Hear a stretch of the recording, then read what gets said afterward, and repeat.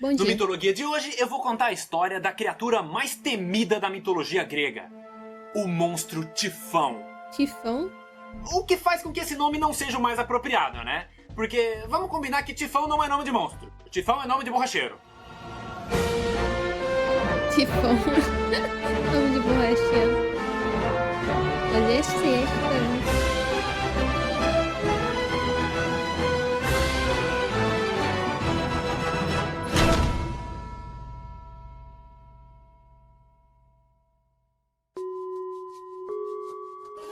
A primeira coisa que vocês precisam saber sobre o Tifão é o contexto no qual ele nasceu. Porque o único propósito de Gaia ter criado ele foi para derrotar o Rei do Olimpo e libertar seus descendentes titãs. O que imediatamente já levanta uma grande pergunta. Por que é que a deusa do planeta Terra, que sempre apoiou Zeus, iria querer fazer isso? Bom, Gaia realmente estava do lado de Zeus na Guerra dos Titãs. Mas ela não ficou nem um pouco satisfeita com o resultado dela. Porque o que ela queria era que Zeus libertasse os seus irmãos e os filhos dela que estavam presos no submundo. Entendi. Ou seja, dentro Os filhos dela. dele não E ele foram- fez isso. Só que logo em seguida ele prendeu todos os outros. E não importa que Cronos e os titãs tenham feito muita coisa errada. Eles ainda eram filhos de Gaia, a Mãe Terra. E isso quer dizer que ela ama incondicionalmente todos os seus descendentes e quer ver todos livres. Só que para isso, mais um rei teria que ser destronado. Então Zeus. ela resolveu criar o monstro mais terrível de todos os tempos. Uma criatura tão abominável e sombria que ela sozinha não seria capaz de conceber. E foi por isso que ela recorreu a seu irmão Tártaro, o antigo deus do submundo. Que por acaso ainda estava indignado por ter pedido o cargo pro Hades. Ah, e é importante mencionar que da mesma maneira que Gaia era uma deusa e ao mesmo tempo um planeta, Tártaro era um deus e ao mesmo tempo um lugar. No caso, o próprio Tártaro, que era a parte mais profunda do submundo. Tanto que nem o Hades conhecia direito essa região. E com isso, eles já tinham até o local para esconder a criatura. Então, Gaia se uniu a seu irmão Tártaro. Ugh. E juntos eles conceberam esse monstro titã. A partir daí, era uma questão de mantê-lo em segredo enquanto ele crescia e se tornava cada vez mais forte e devastador. Aí o tempo foi passando, deu tempo até de Zeus trocar de esposa. Quem assistiu o vídeo anterior sabe do que eu tô falando, link na descrição. Até que um dia, Gaia e Tártaro começaram a ter muita dificuldade em manter o Tifão sob controle, colocando Oxi. todo o plano deles em risco. E OnlyFans aqui. E foi aí que eles perceberam que a cria deles havia chegado na fase mais terrível de todas. A adolescência. Ih, virou rebelde. Nesse período, o Tifão estava muito rebelde, muito desobediente. Uhum. Ele queria fugir de casa e quando os pais dele impediam, ele se trancava no banheiro, tomava aqueles banhos longos de adolescente. Foi bem desagradável. Mas Gaia não era mãe de primeira viagem. Na verdade, esse já era o 36º filho dela. Mas Então, sabe- ela sabia exatamente o Vamos que os hormônios dele queriam. E com isso, ela foi conversar com seu filho barra ex-marido, Pontus, o antigo deus do mar. Que Filho por acaso barra ainda estava ex-marido? indignado por ter perdido o cargo por Poseidon. E juntos, eles convenceram uma de suas netas a se tornar a parceira de Tifão. No caso, uma criatura chamada Equidna, que era a única de suas irmãs grande o suficiente para copular com o Credo, monstro. feiona. Aí, com sua nova parceira, Oi. o Tifão se manteve ocupado, os anos foram passando, ele continuou a crescer cada vez mais, até que, inevitavelmente, o dia fatídico chegou.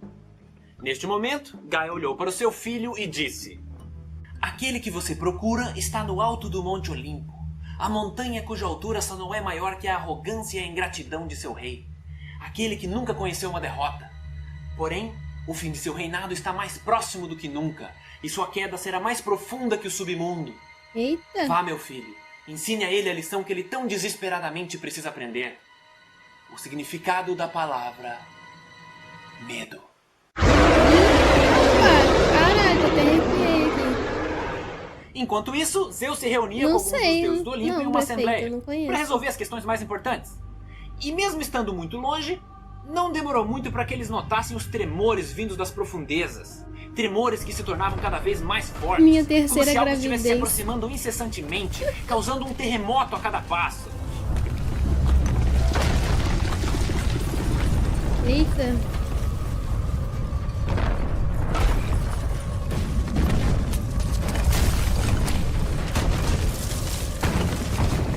Então, perplexos com a situação, eles rapidamente foram até a entrada do templo.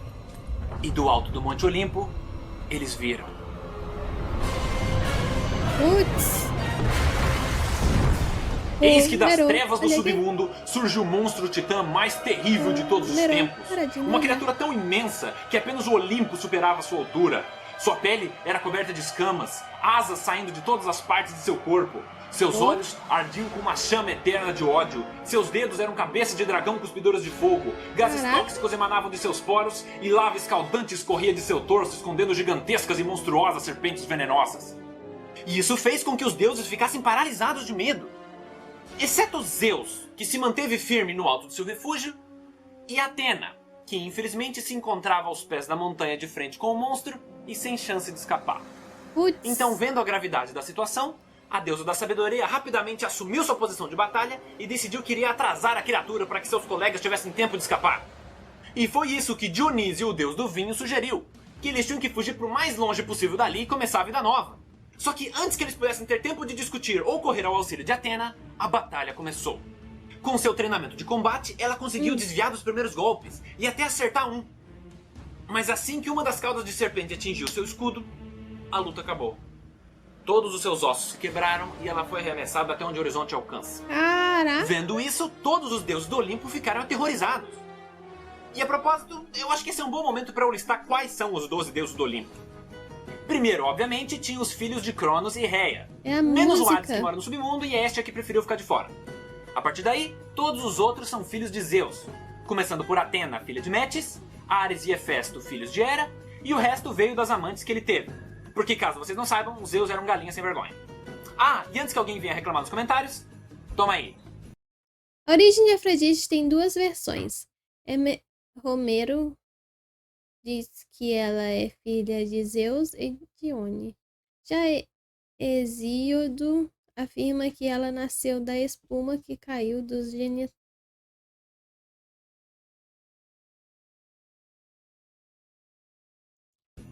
Se você não se importa com a origem da Afrodite, Caraca. você não precisa pausar para ler. Agora, vamos continuar a história. Depois da derrota avassaladora sofrida por Atena, todos os deuses resolveram fugir para o Egito. E para garantir que eles não iam ser encontrados, cada um se transformou em um animal diferente. E supostamente essa seria a explicação de por que os deuses egípcios costumam ter a aparência de animais. Apolo se tornou um falcão, que seria Horus, Ártemis virou uma gata, que seria Bastet, Ares virou um leão, que seria Onures, e assim por diante. Só que antes de sair do Olimpo, Zeus, que havia sido dominado pelo medo, escutou seu nome sendo rugido pela criatura. Então, ele olhou mais uma vez para o monstro colossal que se aproximava, respirou fundo e, com toda a determinação que ele encontrou dentro de si, Eu não. decidiu que não ia fugir. Aí, enquanto os outros deuses iam embora, Hermes, que estava muito preocupado, se aproximou do seu pai e perguntou se ele tinha certeza do que estava fazendo. E Zeus respondeu: Se eu fugir, ele continuará a me procurar, deixando um rastro de destruição e morte por onde passar. Este é o meu reinado. Este é o meu povo. Que tipo de rei eu seria se abandonasse meu trono na menor das intempéries? Se é a mim que ele quer, eu digo que venha. Veremos se ele tem o que é preciso para enfrentar o rei do Olimpo. Tá. Hermes nunca sentiu tanto orgulho de seu pai quanto nesse momento. Mas o cagaço ainda falou mais alto e Hermes foi embora. Aí, com todas as questões resolvidas, Zeus pegou seu estoque de raios e a batalha começou. O rei dos deuses, no alto de sua montanha, começou a arremessar incessantemente seus raios. Porém, mesmo os que acertavam o alvo, causavam um dano insignificante. Em compensação, as bolas de fogo disparadas pela criatura começaram a rapidamente desestabilizar o Monte Olimpo. Então, para evitar que seu lar fosse destruído, Zeus desceu até o nível do mar para enfrentá-lo. Porém, Eita. seus ataques continuaram a ser ineficazes. Agora ele Aí vai foi descer só uma lá questão no de tempo inferno. para que o rei do Olimpo ficasse cansado e fosse imobilizado pelo monstro, que com Ixi. suas cabeças de dragão prendeu os braços e as pernas de Zeus. Mas, como os deuses são imortais, Tifão decidiu incapacitar seu adversário. E para isso, arrancou cada um de seus membros, deixando apenas um corpo imóvel. Ele ficou tipo o Caraca. Cavaleiro Negro do Monty Python. E então, Cavaleiro Negro? Considera empatado. Então o Titã jogou o corpo mutilado de Zeus numa caverna, colocou os membros e os raios dele dentro de uma pele de urso e entregou para sua esposa Equidna, junto com a ordem de vigiar a entrada da caverna para garantir que ele não teria como E escapar. a mulher da Com barriga isso dele feito, da cura? Tifão saiu para ver se não tinha mais nenhum deus do Olimpo nas redondezas. E também para achar alguma coisa para comer, porque a quantidade de comida que uma criatura desse tamanho precisa é algo inacreditável. Enquanto isso, Zeus permaneceu caído no fundo da caverna, quase inconsciente. A sua noção de tempo rapidamente se perdeu. Podiam ter sido horas ou mesmo Ela dias. podia ter saído. Até ter que em feito determinado alguma momento, coisa. ele escuta um barulho repentino vindo da entrada, seguido por um grito raivoso da Equidna. E antes que pudesse abrir seus olhos, ele sentiu seu corpo sendo carregado para fora da caverna. Então, em alta velocidade, Zeus se viu levado até o meio da floresta. E quando finalmente foi colocado no chão, ele viu quem o havia resgatado. Era seu filho, Hermes, deus dos viajantes, dos atletas e também o mensageiro do Olimpo. O que por si só já fazia dele um cara muito veloz. Mas, para tornar ele mais ainda, seu irmão Achei Hefesto que ele forjou ia- um par de ele sandálias conseguia aladas tirar que ela. permitiam que ele se movimentasse muito mais rápido do que qualquer outra divindade. Então ele explicou para o seu pai que depois de ter fugido, ele ficou com peso na consciência. E por causa disso, resolveu voltar para ajudar. Mas ela ia Mas sair assim que ele fraca chegou no também, local ia e viu morrer o junto. tamanho do monstro, junto com a destruição à sua volta, ele resolveu ficar assistindo de longe, esperando um momento em que ele poderia ser útil. Porque Hermes era bom em muitas coisas. Brigar não era uma delas. Então, no momento em que seu pai foi colocado na caverna e Tifão se afastou, ele soube que essa era a hora de agir. E de brinde, o nosso deus atleta também trouxe uma pele de urso que ele pegou enquanto a Equidna estava distraída. Então Hermes fez um primeiro socorros ali, tacou um silver tape e Zeus ficou novo. Mais ou menos. Depois disso, ele contou pro seu pai que o Tifão estava morrendo de fome e saiu procurar comida. Neste momento, Zeus teve uma ideia brilhante, porém arriscada, e imediatamente explicou para o seu filho. E agora corta para Hermes correndo pela floresta, carregando Zeus nas costas, passando pela Equidna e na sequência entrando no campo de visão do Tifão. Sendo que nisso ele já estava sendo bombardeado com bolas de fogo e ácido. Mas Hermes não perde a posse de Zeus. Ele vai, Saludibre! Tifão se prepara para fazer a defesa, mas o corredor do Olimpo passa nas canetas e escapa dos adversários. Entendi. Continuando. Quando Tifão viu que Zeus havia escapado, ele imediatamente seguiu atrás dos dois deuses fugitivos. Ele não era rápido o suficiente para alcançar, mas ele seguiu os rastros e foi na mesma direção. Então, as horas foram passando, a fome dele foi aumentando cada vez mais, até que ele chega nas proximidades de uma montanha chamada Nisa, lar das Moiras, as tecelãs do destino. Eita. Essas três irmãs são filhas de Nyx, a deusa da noite, e eram responsáveis por decidir o destino de todos os seres vivos, incluindo os próprios deuses, fazendo com que elas fossem extremamente respeitadas e até temidas por eles. Aí, enquanto Tifão dava a volta pela montanha, ele escutou seu nome sendo chamado pelas moiras.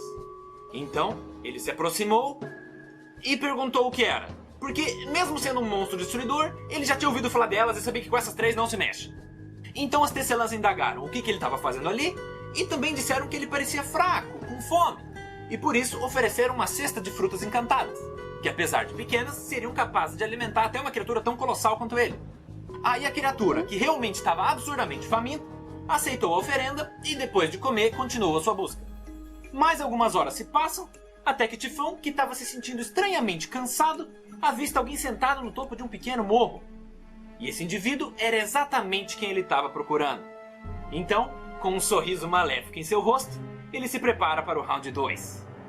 O rei do Olimpo então se levanta, pega um dos seus raios e arremessa da criatura, que por acaso não estava demonstrando nenhuma preocupação. Esse já era o 100º raio que Zeus estava atacando nele. Então, Mas, por algum motivo, quando esse o atingiu, a couraça não conseguiu conter o impacto e sangue fervente começou a jorrar da abertura.